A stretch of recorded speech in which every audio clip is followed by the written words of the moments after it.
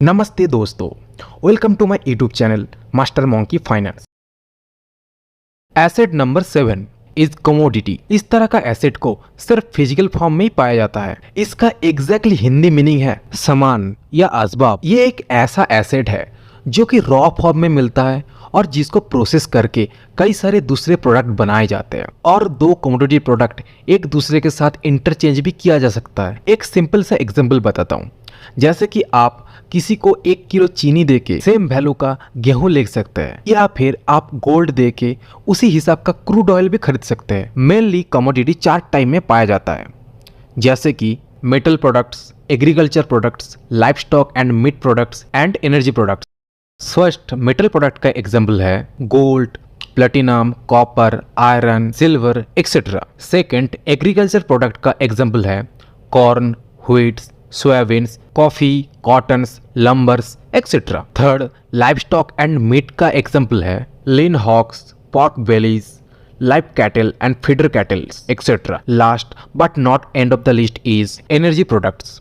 इसका एग्जाम्पल है coal, crude oil, natural gases etcetera. I hope आप लोग के अंदर अभी कमोडिटी का कॉन्सेप्ट क्लियर हो गया है। ये जितने भी एग्जाम्पल मैं यहाँ पे बताया हूँ, ये सबको आप अपने कमोडिटी के लिस्ट में जोड़ नहीं सकते, क्योंकि ये सारी चीज़ हम लोग खरीद भी नहीं सकते। अगर हम लोग फिजिकल कमोडिटी के ऊपर फोकस करें तो gold, silver is the best choice for make your commodity assets. अगर आप डिजिटली कमोडिटी के ऊपर फोकस करें तो आपको मिलेगा digitally gold, silver, copper, aluminium, crude oil etcetera, जिसको आप डिजिटली ट्रेड कर सकते हैं और लॉन्ग टर्म या शॉर्ट टर्म में अच्छा खासा प्रॉफिट जनरेट कर सकते हैं। मैं यहाँ पे सब लोगों का फेवरेट कमोडिटी गोल्ड का उदाहरण देता हूँ। गोल्ड का हिस्टोरिकल रेट यहाँ पे बता रहा हूँ आपको, इससे आप लोगों का कॉन्सेप्ट और भी ज्यादा क्लियर हो जाएगा। गोल्ड का रेट 1964 63 रुपीज 25 पैसा, 1974 506 रुपीज, 1984 1970 रुपीज,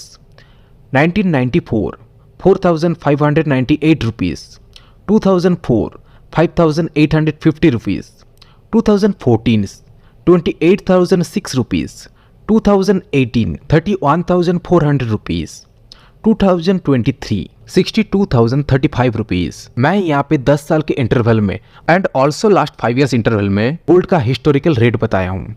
इससे आप लोगों को पता चल रहा है गोल्ड का प्राइस कहाँ था, अब कहाँ पहुँच गया है। 2018 में गोल्ड 31,000 था, लेकिन अभी 2023 है। सिर्फ 5 साल में प्राइस डबल होके 62,000 हो गया है। इसका मतलब है अगर 5 साल पहले भी आप गोल्ड में पैसे इन्वेस्ट करते तो आज आपका इन्वेस्टमेंट अमाउंट डबल हो जाता। तो आज से आप लोग कमोडिटी इन्वेस्टमेंट जर्नी शुरू कर दीजिए और खुद को फाइनेंशियल फ्रीडम की तरफ आगे बढ़ाइए। 6th number asset is mutual fund. अभी आप लोगों के मन में ये क्वेश्चन आ रहा होगा, म्यूचुअल फंड होता क्या है? कुछ लोगों को शायद पता है, लेकिन जिन लोगों को पता नहीं है उन लोगों के लिए बता दूं मैं। म्यूचुअल का हिंदी मीनिंग क्या है वो पहले समझिए। हिंदी मीनिंग ये है कि सब लोग इकट्ठा मिलकर कुछ काम करें, उसको म्यूचुअल बोला जाता है। जैसे कि हो गया आप कुछ होटल रूम पे रह रहे तो म्यूचुअली शेयर करके रह रहे, कोई मेस में रह रहे म्यूचुअली शेयर करके रह रहे। समझ रहे हैं ना बात आप? ठीक वैसे ही हम सब लोग मिलके, मान लीजिए 100 लोग मिलके एक साथ एक फंड में पैसे जमा कर रहे हैं और उस फंड से पैसा इन्वेस्ट होने को जा रहा है।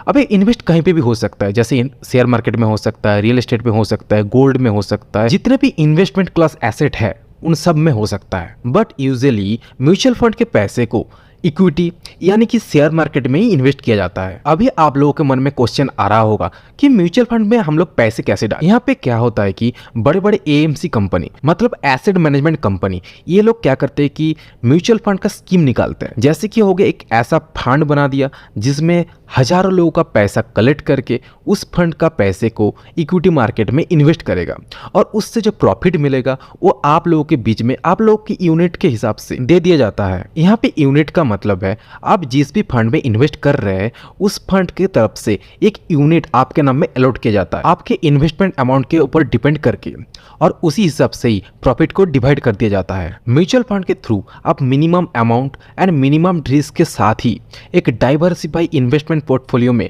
अपना निवेश कर सकते हैं और इसके थ्रू आपको एवरेज में 12 to 15%, इवन 20% या इससे ज्यादा भी पर एनम रिटर्न मिल सकता है, जो कि एफडी से भी हैंडसम रिटर्न है, वो भी बहुत ही मिनिमम रिस्क में। अभी मैं आप लोगों को एक कैलकुलेशन के थ्रू समझाने की कोशिश करूंगा, जिससे कि म्यूचुअल फंड के बारे में आपका कॉन्सेप्ट और भी क्लियर हो जाएगा। मान लीजिए आपका सैलरी है 20,000 रुपीज, जिसमें कि आप 500 से 1000 रुपये प्रति महीना म्यूचुअल फंड में इन्वेस्ट करना चाहते हैं। तो अभी आप एक्स कंपनी का म्यूचुअल फंड सिलेक्ट किए, जिससे आप 1000 रुपये हर महीने 25 साल के लिए इन्वेस्ट करना चालू कर दिए। तो हर साल आपको रिटर्न कितना आ रहा है?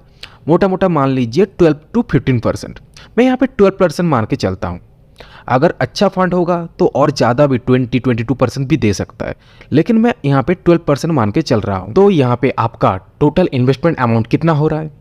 एक साल में 12,000 रुपये और 25 साल में टोटल 3 लाख रुपए। अगर आपको 12% पर एनम रिटर्न मिले तो आपका invested amount 3 lakh rupees increase होके बन जाएगा 18,98,000 रुपीज। यहाँ पे आपका टोटल गेन हुआ है 15,98,000 रुपीज, बस 12% की पर एनम रिटर्न पे। ठीक वैसे करके आपका इन्वेस्टमेंट अमाउंट और टाइम जितना ज्यादा रहेगा आपको उतना ही अच्छा प्रॉफिट गेन होगा। यहाँ पे आपका सबसे इंपॉर्टेंट जॉब रहेगा कि एक परफेक्ट फंड हाउस ढूंढने के लिए जो कि आपको 12% से ज्यादा रिटर्न दे। जितना ज्यादा रिटर्न रहेगा उतना पैसा बढ़ेगा आपका। जो लोग खुद से मार्केट में इन्वेस्ट करने के लिए डरते हैं, जिसके पास रिस्क कैपेसिटी उतना नहीं है, तो उन लोगों को अपना खुद का एसेट के लिस्ट में म्यूचुअल फंड को ऐड करना चाहिए। Now the second part is complete here, and I request you, my all of beloved viewers, please stay with my channel for the next part. Please subscribe and hit the bell icon and do comment. Thank you.